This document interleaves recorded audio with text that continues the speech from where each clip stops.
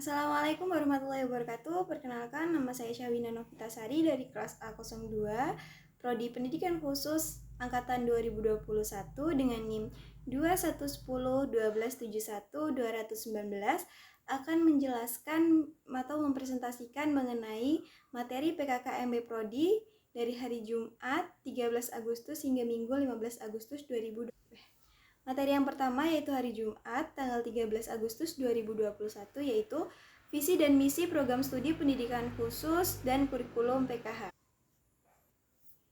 Yang kedua yaitu misi prodi pendidikan khusus. Yang kedua yaitu misi prodi pendidikan khusus.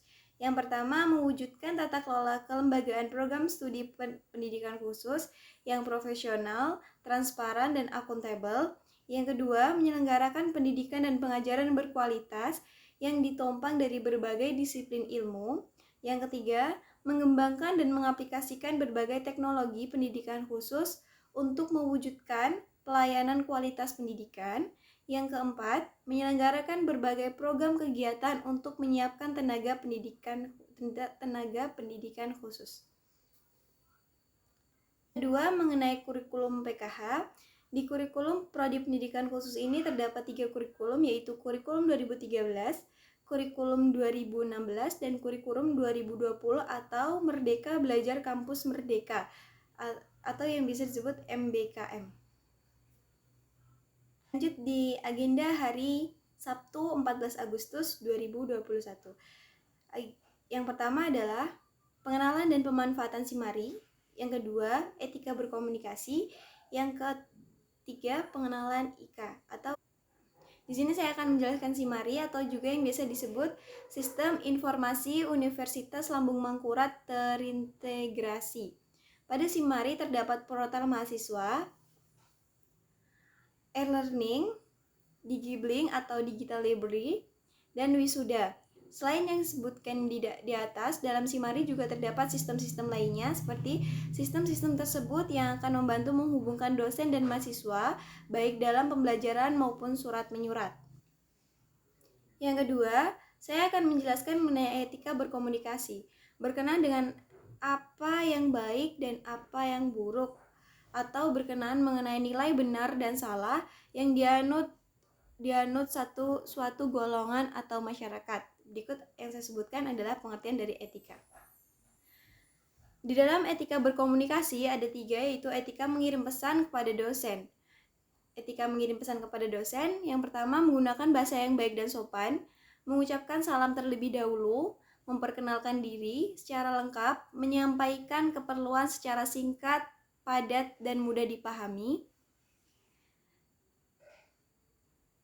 mengucapkan tanda kerendahan hati, maaf sebelumnya, seperti contoh, maaf sebelumnya jika mengganggu, atau terima kasih sebelumnya.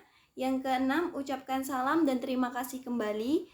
Yang ketujuh, tidak mengirim pesan di hari libur atau jam istirahat.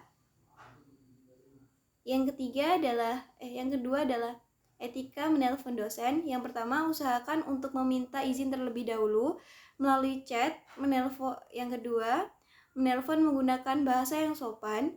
Yang ketiga, tidak menelpon di hari libur atau jam istirahat.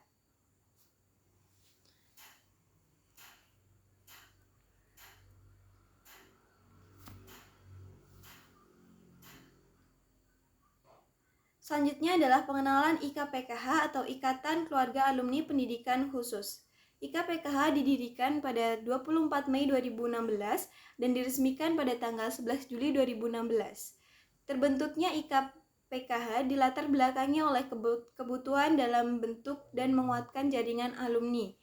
Visi meningkatkan karir alumni bagi kemajuan alma mater dan mendayagunakan potensi alumni. Saya jelaskan adalah agenda di hari Minggu 15 Agustus 2021.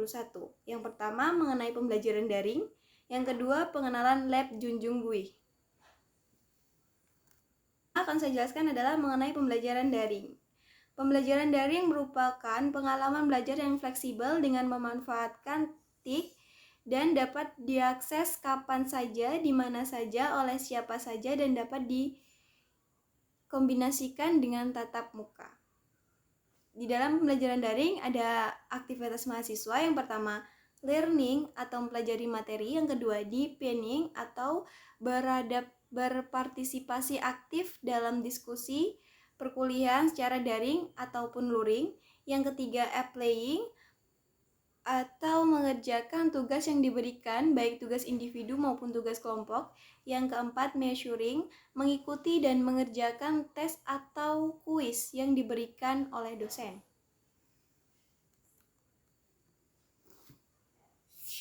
Dalam pembelajaran daring, tentunya kita juga membutuhkan persiapan pembelajaran. Persiapan itu yang pertama adalah kesiapan mental atau kuliah untuk Yang pertama adalah persiapan mental untuk kuliah mandiri. Yang kedua, komitmen waktu untuk belajar. Yang ketiga, siapkan alat penunjang belajar. Yang keempat, siapkan ruang belajar yang kondusif. Saya akan menjelaskan mengenai Lab Junjung Bui. Lab Junjung Bui sendiri memiliki visi dan misi, yaitu visi menjadi unit pendukung kegiatan sivitas akademik program studi pendidikan khusus FKIP WLM, menjadi pusat penelitian dan layanan pada masyarakat berkaitan dengan asesmen dan intervensi anak berkebutuhan khusus. Yang kedua, saya akan menjelaskan mengenai misi. Misi Lab Junjung Bui adalah 1. Mendukung program-program studi pendidikan khusus dalam menyiapkan tenaga pendidik dan kependidikan di bidang PKH yang kompeten dan profesional. Yang kedua, mendukung program studi PKH dalam mengembangkan ilmu dan teknologi dalam bidang pendidikan khusus. Itu saja yang dapat saya sampaikan mengenai presentasi materi PKKMB Prodi dari tanggal 13 Agustus hingga tanggal 15 Agustus 2021. Sekian dari saya. Wassalamualaikum warahmatullahi wabarakatuh.